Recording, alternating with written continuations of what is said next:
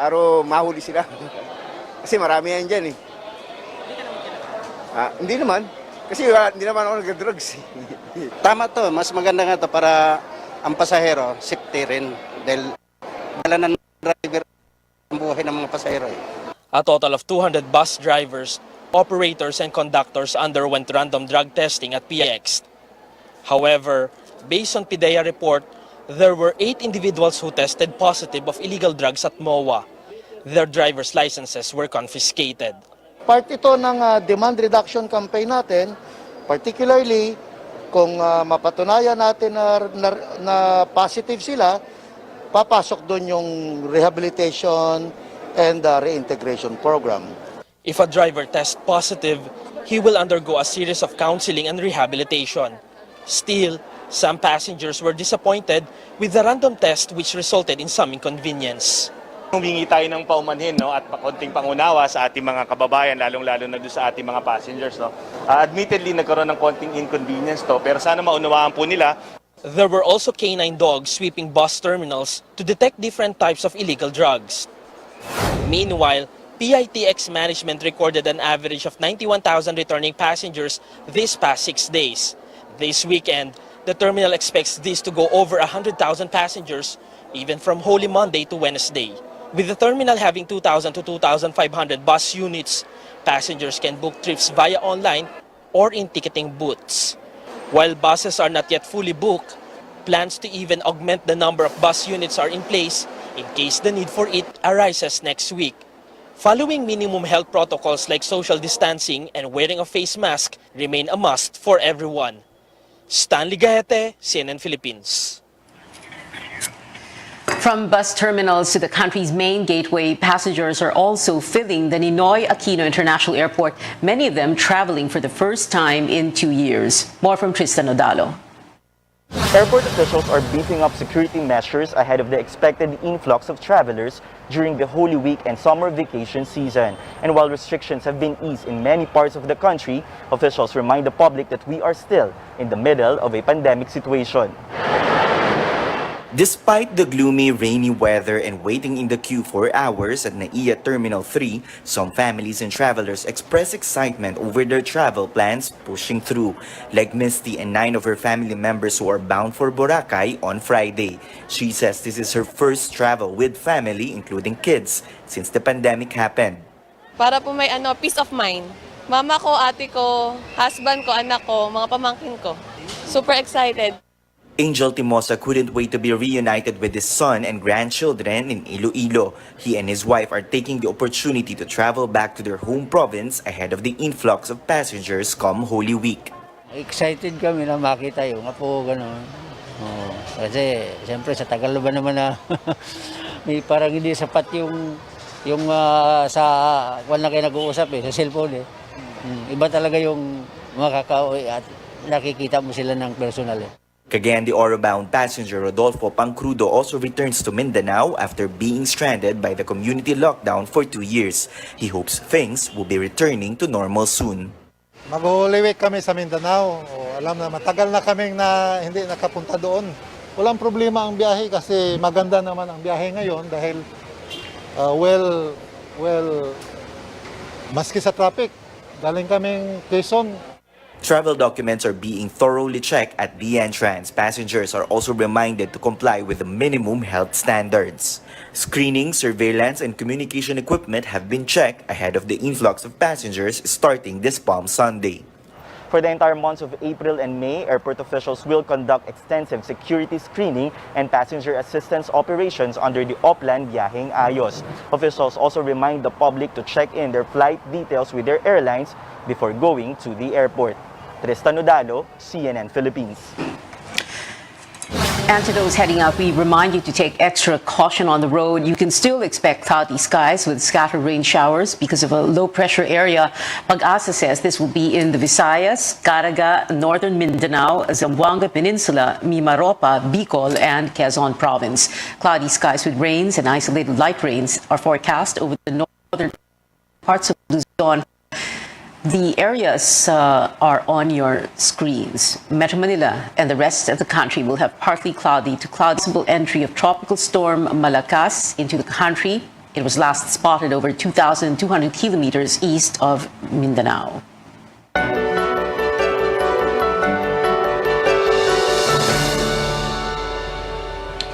COVID-19 transmission has plateaued in the country. Health spokesperson Maria Rosario Vergara explains infections are at the lowest given the current situation. An average of 357 cases were reported daily from March 31st to April 6th. But Vergara and infectious diseases specialist Edsel Salvania says the numbers could still go up or down. Ang key dyan, kailangan masustain na natin ang plateauing o pagbaba pa o mapababa pa natin from that level through our minimum public health standards at pagbabakuna. So it's either bad or good. Kaya lang, kailangan ang gusto natin masustain na yung good side, patuloy na pagbaba nito mga kaso. Yung interventions is keeping the number of cases at a constant rate. So how do we improve that? We improve that by improving boosting, by improving adherence kung kakayanin pa. How will that get worse? If people start to relax, don't get boosted, mag-wane yung immunity at hindi gumamit ng mask. The DOH also wants boosters for minors 12 to 17 years old. It has asked the Food and Drug Administration to amend the emergency use authority of the vaccines to include that age group. The department also awaiting FDA approval for the fourth COVID-19 shot for adults. So yung fourth dose at saka yung booster shots for kids o yung 12 to 17. Atin lang pong inaantay ang Food and Drug Administration na maglabas ng amended EUA. Pag lumabas po ito, isusumite naman natin ito sa Health Technology Assessment Council para sa kanilang pagsusuri ukol dito sa mga sektor na ito. Once all of these processes are done, we can be able to issue out the guidelines. The DOH plans to hold supplemental vaccinations of infants every last Thursday or Friday from April to June. It aims to inoculate 80% of 1.4 million infants 0 to 12 months old. Business Process Outsourcing or BPO companies and registered business enterprises or RBEs may extend their work-from-home setup. The Philippine Economic Zone Authority or PEZA says it is accepting applications for the hybrid work arrangement where 70% of the company's employees work on site and the remaining 30% work from home. PEZA says this arrangement is possible only until September 12th, when the extended state of calamity because of the COVID-19 pandemic is set to end. The Economic Zone Regulator earlier required BPO firms to return to office by April 1st, an order which Finance Assistant Secretary Paula Alvarez said forced some companies to withdraw from PEZA.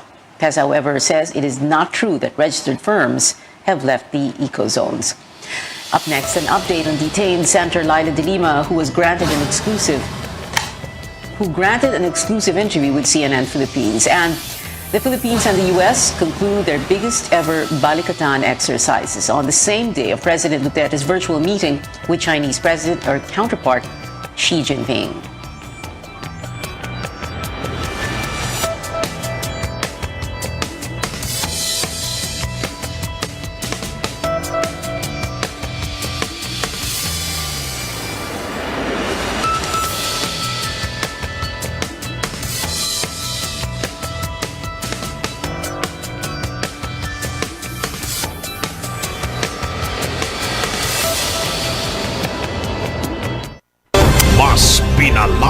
Pinalawak, mas pinalakas. RPN sa iba't ibang mga lalawigan.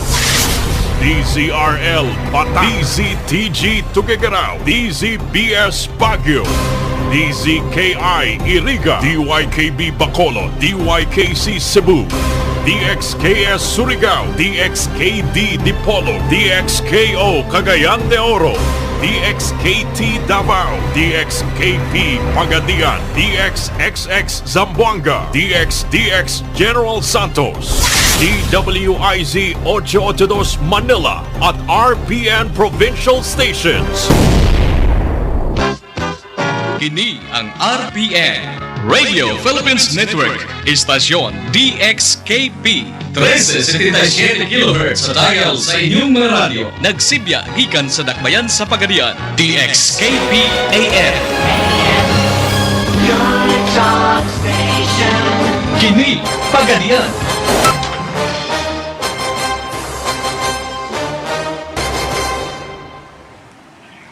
Welcome back to Newsnight, where we go above and beyond the headlines. Vice presidential candidate Lito Atienza apologizes to presidential Bet Ping Lacson for urging him to back out of the race. Atienza had suggested that both of them withdraw so Lacson's running mate, Senate President Tito Soto, can form a tandem with Senator Manny Pacquiao. Lacson has accepted the apology.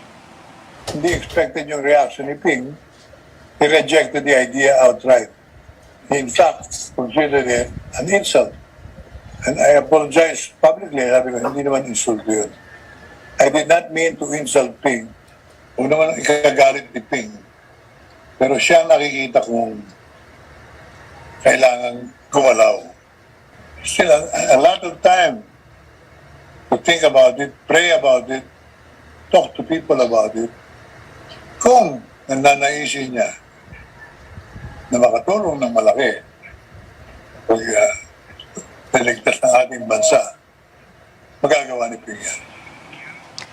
Vice President Leni Robredo attended an education forum in Pangasinan. She told the media on the sidelines of the event that lessons from the country's history should be included in the school curriculum. The Marcos era. Pero marami pang ibang mga leksyon na dapat hindi na maulit.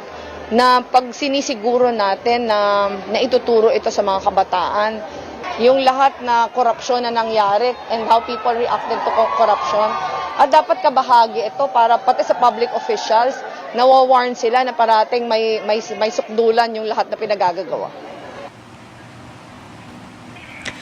Bongbong Marcos campaigned in eastern Visayas, where he saw an 8% drop in voter preference based on the latest Pulse-Asia survey.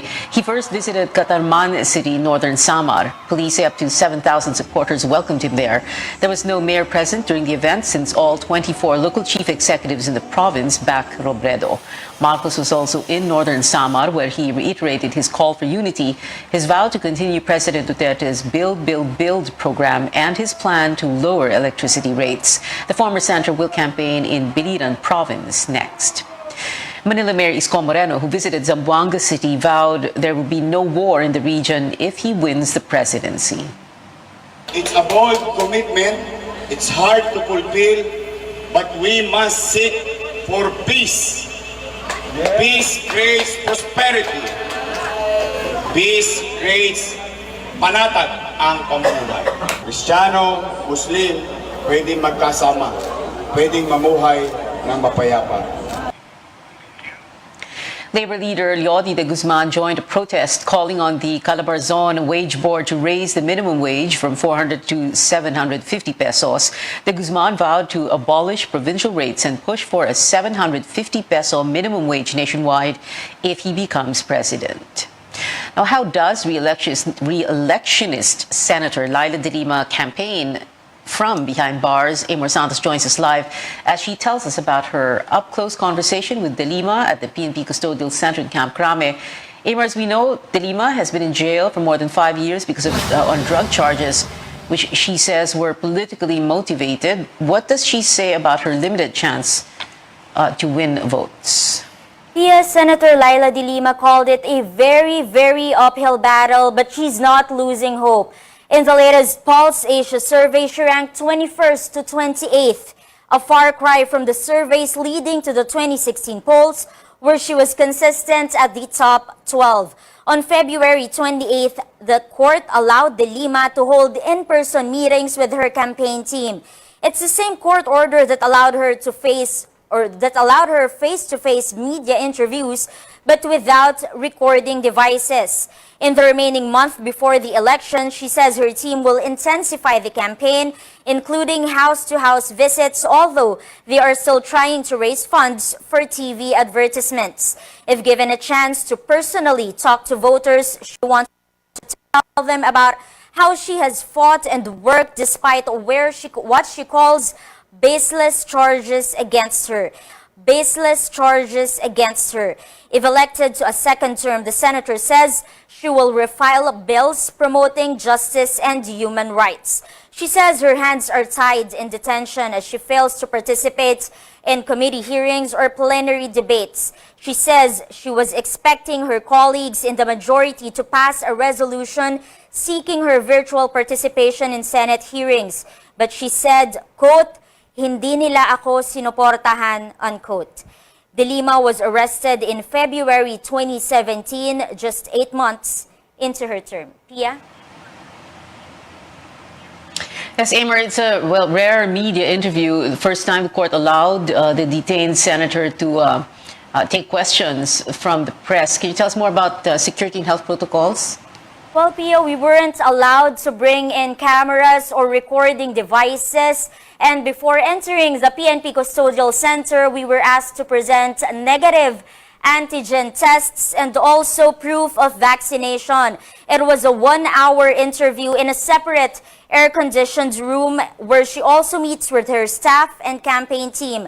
Present during the interview was Fiscal Quincy Carandang. He made sure we won't discuss the merits of De Lima's pending cases. Pia. Amer, De Lima had a medical checkup this week. How is her health, and what did the center say about the last 5 years in detention? Well, Senator De Lima says at 62 years old, she's not in perfect health, but nothing serious or alarming in her medical tests. For her, her detention is both a blessing and a curse. She says she's now closer to God and appreciates the things she previously took for granted, such as time with family, and in her own words, she says she has, quote, mellowed. Pia. So, Amer, from Justice Secretary and Commission on Human Rights Chairperson, she's now facing drug charges. What is the status of these cases, and how does she expect them to proceed in the next administration? Well, as we know, Pia, the court has dismissed 1 of 3 drug cases against De Lima. Her camp is set to present evidence for 1 case, while the court is still hearing her bail plea in another case. De Lima has high hopes she will be vindicated if Vice President Leni Robredo wins as president, saying it will create an environment of truth-telling. She admits she's, quote, extremely worried about a Bongbong Marcos presidency, saying it will be a regression to human rights abuses and corruption and will be bad for the economy. But she said she's not sure how interested the survey frontrunner is in her case.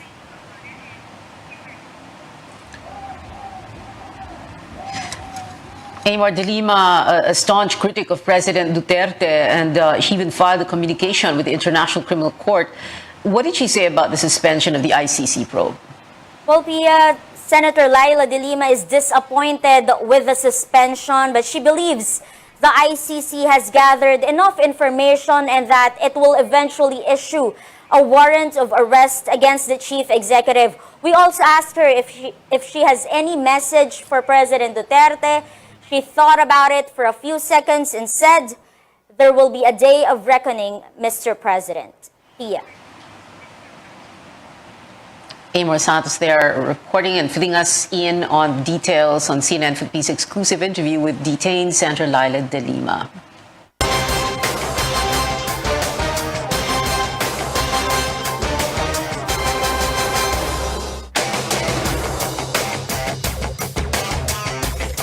President Duterte and his Chinese counterpart Xi Jinping meeting virtually today. Details about what's being discussed by both leaders still not known. Public policy professor Eduardo Araral earlier told CNN Philippines that this may be an act of courtesy with only less than 3 months before Mr. Duterte's term ends. But the talks are happening in light of the recent Scarborough Shoal incident, the Ukraine-Russia war, and China's donation to President Duterte's Build, Build, Build program. Tristan Nadal returns to tell us how Manila's relations with Beijing progressed over the past 6 years.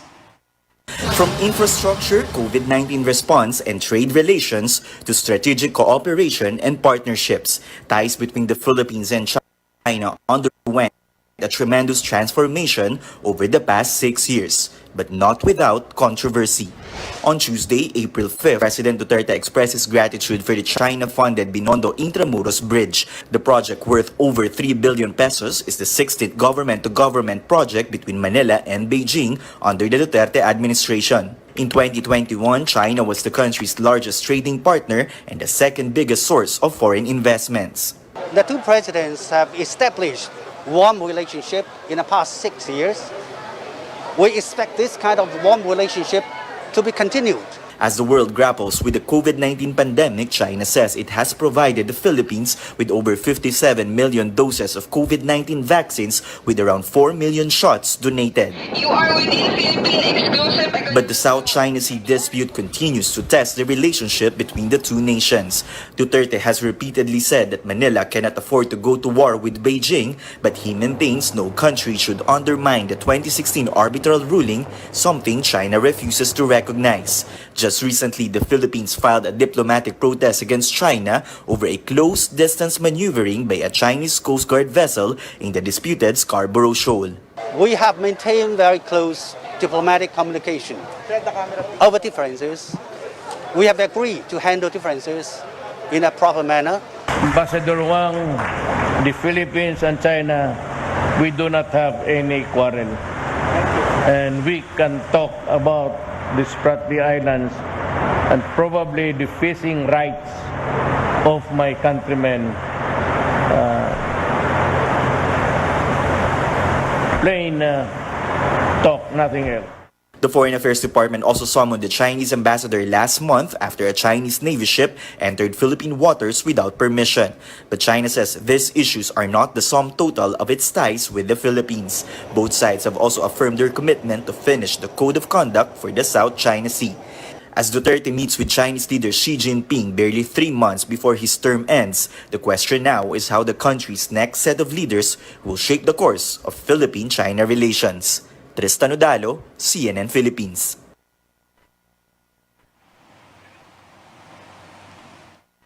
On to Philippine-U.S. relations. The two countries marked the end of their biggest joint military exercises yet, held amid a backdrop of conflict among other nations, as well as increasing tensions in our region. David Santos walks us through the closing ceremony of the 37th Balikatan. The U.S. Army deploying a Patriot missile battery in Cagayan as part of the amphibious insertion exercise of this year's Balikatan. While the same system is now in Poland to help deter U.S. aggression, it's the first time ever U.S. sent out overseas one of its most sophisticated air defense systems by sea. This had nothing to do with current events. We were working on doctrine, capabilities, and capacity that our joint force needs currently and then going forward in a way to deter aggression.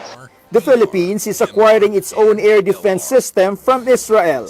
When you always exercise, you're able to really feel how things are happen so that when the real war erupts, then we can be able to execute these plans effectively.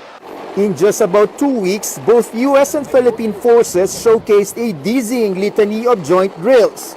From the live-fire exercises that featured the High-Mobility Artillery Rocket Systems, or HMARS of the U.S.,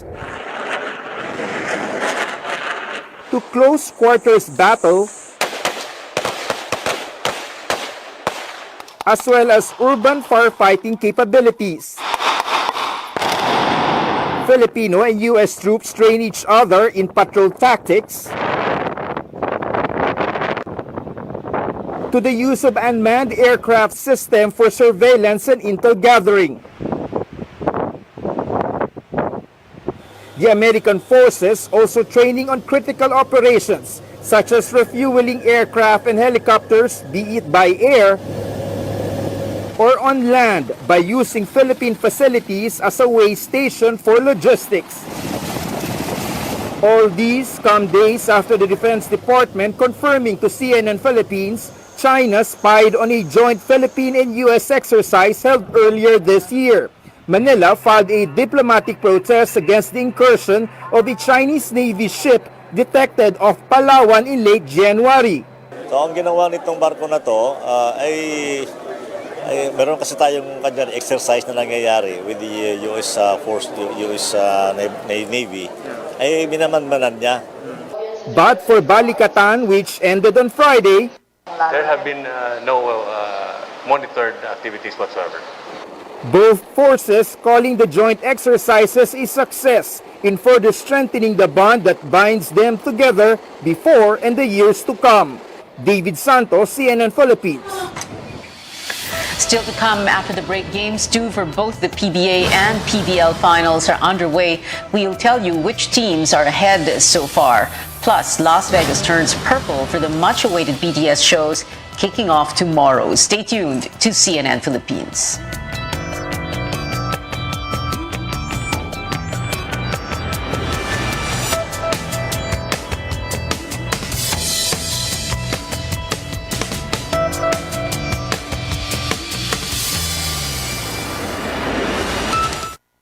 Mas pinalawak, mas pinalakas. RPN sa iba't ibang mga lalawigan. DZRL Bataan, DZTG Tuguegarao, DZBS Baguio, DZKI Iriga, DYKB Bacolod, DYKC Cebu, DXKS Surigao, DXKD Dipolo, DXKO Cagayan de Oro, DXKT Davao, DXKP Pagadian, DXXX Zamboanga, DXDX General Santos, DWIZ 882 Manila at RPN Provincial Stations. Kini ang RPN Radio Philippines Network, istasyon DXKP 1377 kHz sa dial sa inyong mga radyo. Nagsibya gikan sa dakbayan sa Pagadian, DXKP AM. Your talk station. Kini Pagadian.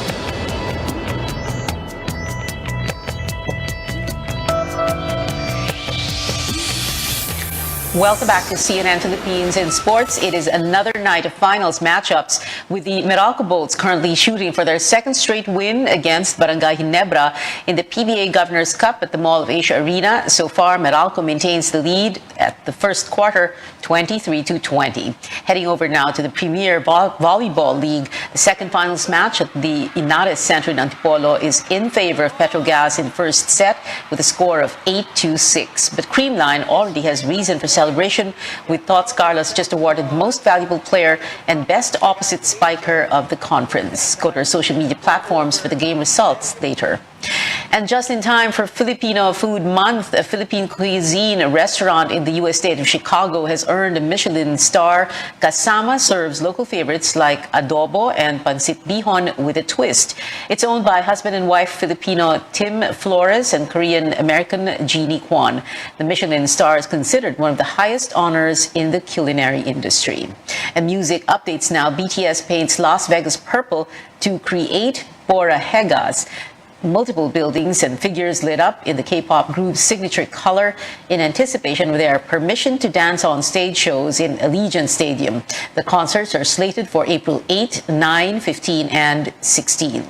Every member will perform, but BTS's agency announced that Jin's movements will be minimized because he's recovering from finger surgery. The vocalist also sat out choreography for most of the group's Grammy Awards performance on Monday. And legendary progressive rock group Pink Floyd releases new music after 28 years in support of Ukraine. All proceeds of Hey Hey Rise Up go to humanitarian relief for the country. The music video was released today. The song features vocals from Ukrainian musician Andriy Klivnyuk's viral video singing to protest the Russian invasion. And that is it for tonight. Join me again on News.ph at 7 p.m. I'm Pia Ontiveros for Newsnight, where we go above and beyond the headlines.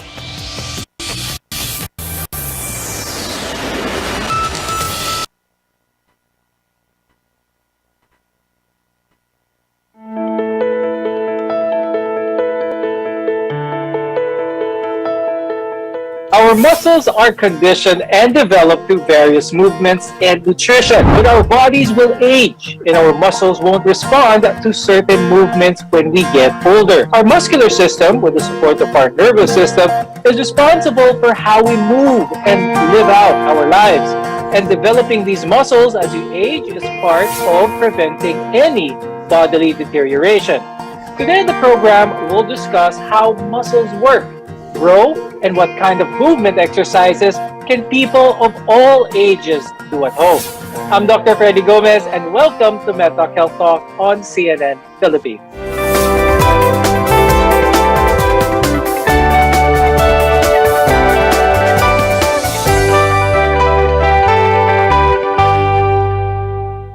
Our guests are here today to give insights on how the biology of muscles change as we age. With us is Dr. Enrique Leonardo Pasion, who is an orthopedic sports surgeon at the Asian Hospital and Medical Center. Also with us is Dr. Franklin Domingo. He's a rehabilitation medicine specialist from the Center for Regenerative Medicine and the Pain Management Service of the Makati Medical Center. Studies show that older adults with mobility problems, meaning people who find it hard to move and walk, can reduce their risk of becoming disabled by about 20% if they participate in a regular program of aerobic and resistance exercises. Dr. Rich, do you agree with these findings that suggest that building muscle strength can benefit older people, not just older people, even those who are deemed frail throughout their lives? Well, I think building muscles really beneficial for all ages, especially for the elderly. Building muscles makes you feel better, that meaning that your muscles are stronger, you get to have good control of what you're doing, like daily activities.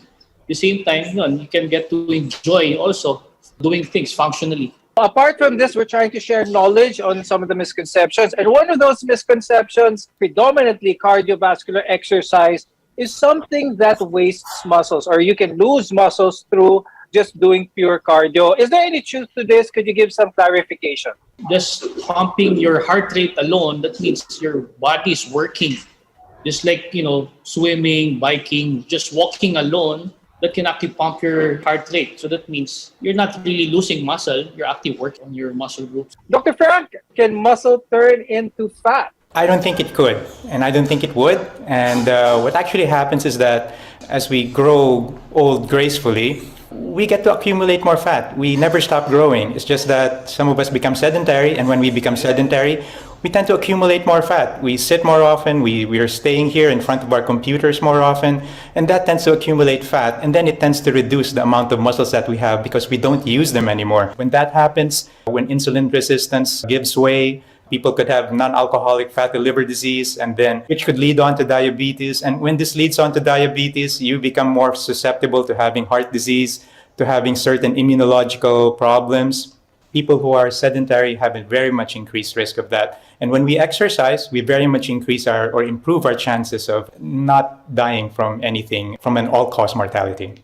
So we fact-checked some statements about building muscles. Now let's revisit the muscular system here a little bit, because some of the functions of the muscular system include that of course, mobility, circulation or blood flow, respiration, our breathing. Dr. Rich, is it possible to have just a strong muscular system? Can one survive without the other? Everything should work in unison.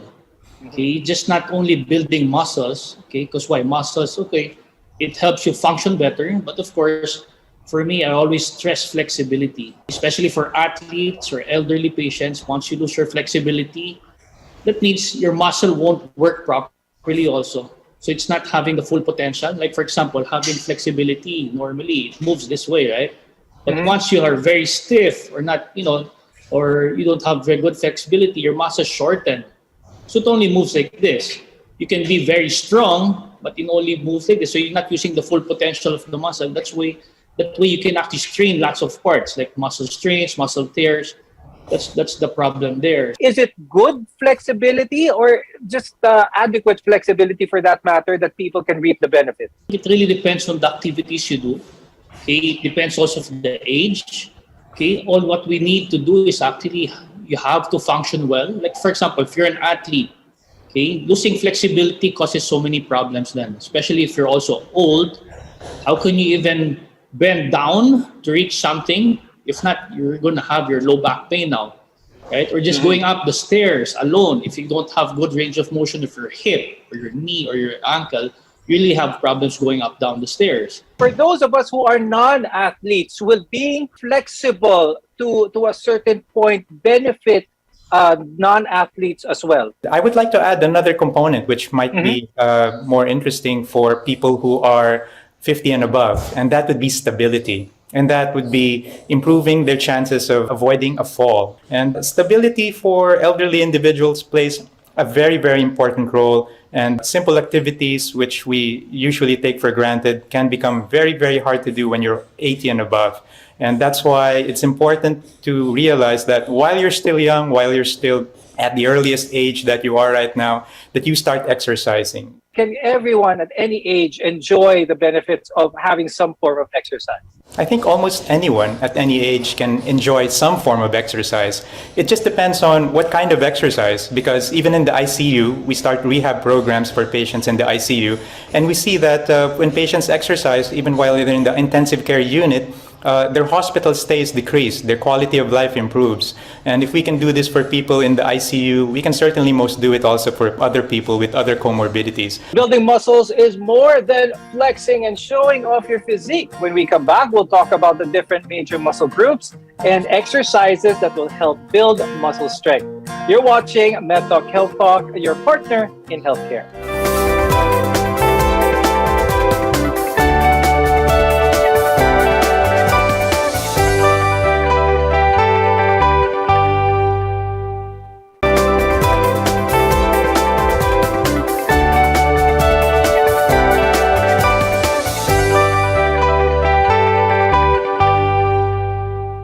I'm Dr. Freddy Gomez, and welcome back to MedTalk Health Talk, where caring is our calling. Now, in this episode, we're talking about building muscle. Now, a lot of our viewers may have this notion of building muscles as something that is more of a physique and aesthetic-driven endeavor. Doc Rich, when it comes to the muscle groups that need to be worked, is it important to be as specific as, say, a competitive bodybuilder where every exercise isolates a specific muscle, or can we focus on bigger muscle groups in order to benefit the body as a whole?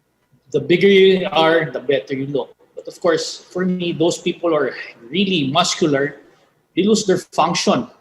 They don't function well, they don't move well, because why? They lose their flexibility. For me, it's more of about functional movements, especially for the elderly.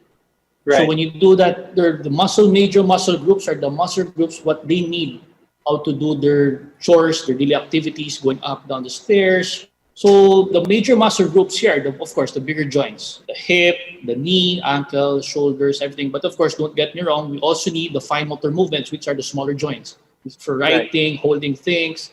So they're just, well, for me, you have to individualize also what you want to improve for every person, because it's not one size fits all.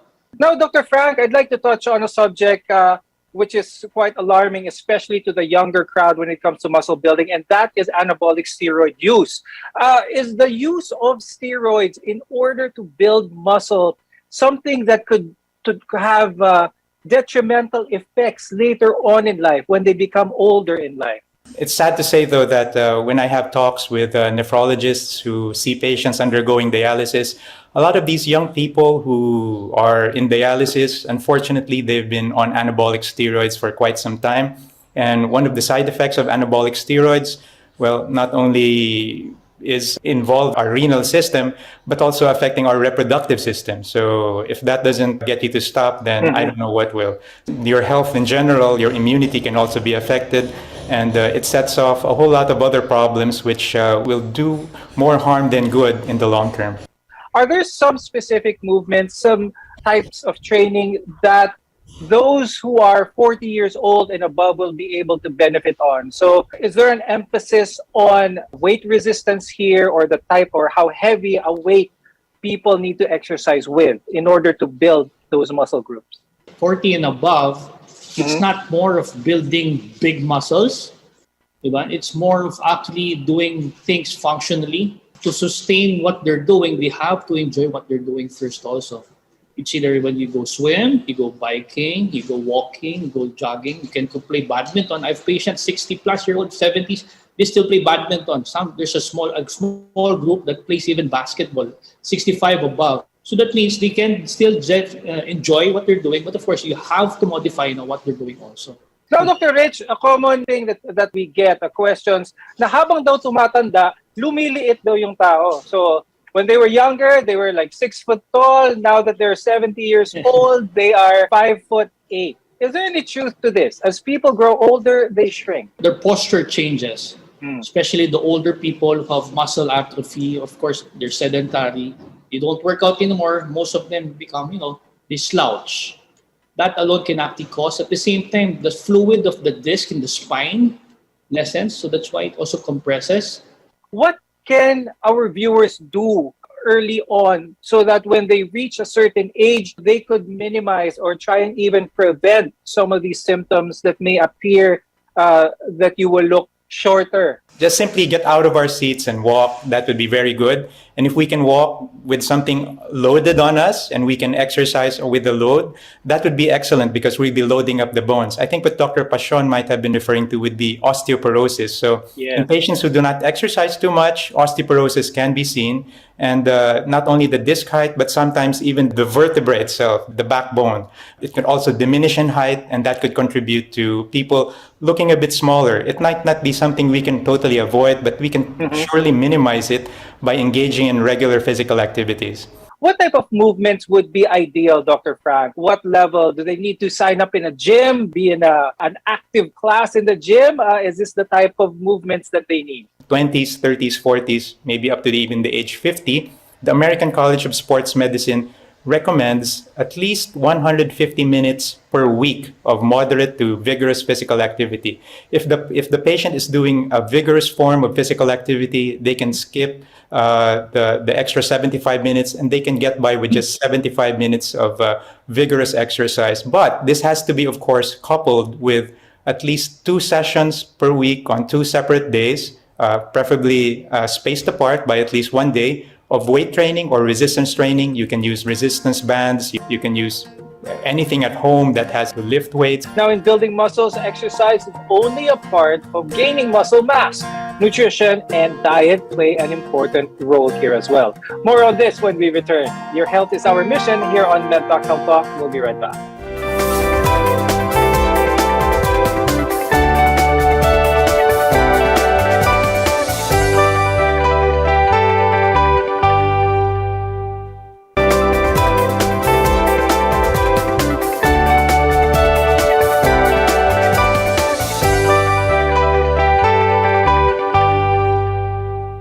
I'm Dr. Freddy Gomez, and this is MedTalk Health Talk, your partner in healthcare. Now, protein is the building block of muscles.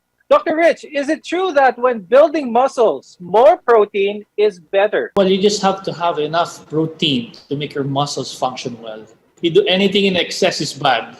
Is it important to substitute this protein shake, external sources of like protein shakes, additional concentrated protein sources, the balanced diet enough to be able to meet the needs of muscle growth? All the things we eat, especially healthy food, balanced diet, is actually good enough. Other protein we take is more of, we call it supplements.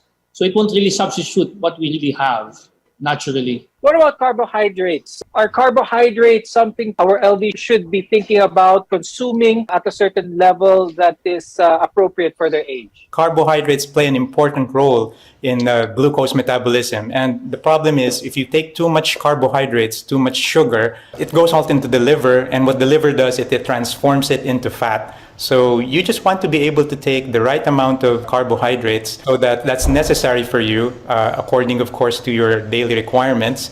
And too much of it just gets stored as fat. So you wouldn't want to gain weight and gain weight as fat. You'd like to gain weight as muscle. Dr. Rich, when it comes to building muscles, this is for who are at that age in their life where they want to gain more muscle mass. Which do you think is most appropriate? The resistance in weight or the consistency of the activity? Well, I think it's both. Because first of all, in order to, feel better, at least gain proper muscle strength, you need to have consistency. At the same time, once you have that consistency, for me, you don't really have to get big muscles, right? You just have to, sustain what you like. It's just like having like a maintenance thing. So for me, for older people, less weight, but they can actually have more reps for that. Dr. Frank, a common injury among people of all ages, for that matter, is that of low back pain. Could you talk more about this? Is this more a factor of a lack of strength or a lack of flexibility? I think it's a combination of a lack of strength, a lack of flexibility, and of course, what we've talked about earlier, stability. It's because stability would actually refer to you holding an object outside your body and transmitting the force of that from that object down to the ground. And you don't want it being transmitted to your back as much as possible, or to your knees or to your hips. You want to be able to execute that movement in a very fluid, in a very physiological way, so that the muscles on your back wouldn't get strained. And of course, the strength will come in when you're lifting it. You will not be able to lift a heavy object, of course, if you do not have the strength. And the flexibility, as Dr. Pashon mentioned earlier. Could you share with us some exercises, Dr. Frank, some specific exercises that can address stability and flexibility? For sedentary individuals, the simple act of sitting and standing up, that's something you can do. And if you like, you can carry weights and you can raise your arms as you sit and stand. You can do half squats, you can do full squats, you can do planks. So if you're more advanced, you can do sit-ups. There are many things that you can do, jumping jacks, anything at all that gets you moving. So for people who are in a cycle of being sedentary, who haven't made exercise a habit yet, we should work on with what we have. And before we go, Dr. Rich, do you have any additional tips on growing and maintaining muscle in a healthy way? I always preach to have an active and healthy lifestyle.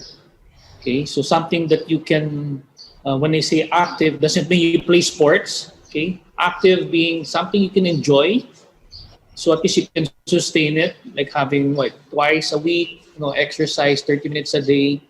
Okay, so at least in that way you get to have better function. You get to do things you like. At the same time, you feel healthy, physically and mentally. And Dr. Frank, before we go, any advice for our viewers, especially when it comes to muscle building, flexibility, stability? It's not the years in your life, it's actually the life in your years. And that's what actually exercise is and what it does. It's one of the most potent medications or drugs that we have for us to be able to have a good quality of life. And with a good quality of life, we can have good flexibility, good strength, and all the other things that you've mentioned earlier. So the sooner we incorporate exercise into our lives, I think the better that will be. Older people do not gain muscle mass as well as young people, but this reality should not stop people in their 50s and older from exercising. If anything, it should push you to exercise more as you age. Thank you, orthopedic sports surgeon Dr. Enrique Leonardo Pashon and rehabilitation medicine specialist Dr. Franklin Domingo, for being with us today and sharing your tips as well as your insights. I'm Dr. Freddy Gomez, and thank you for watching Med Talk Health Talk. We'll see you again next time.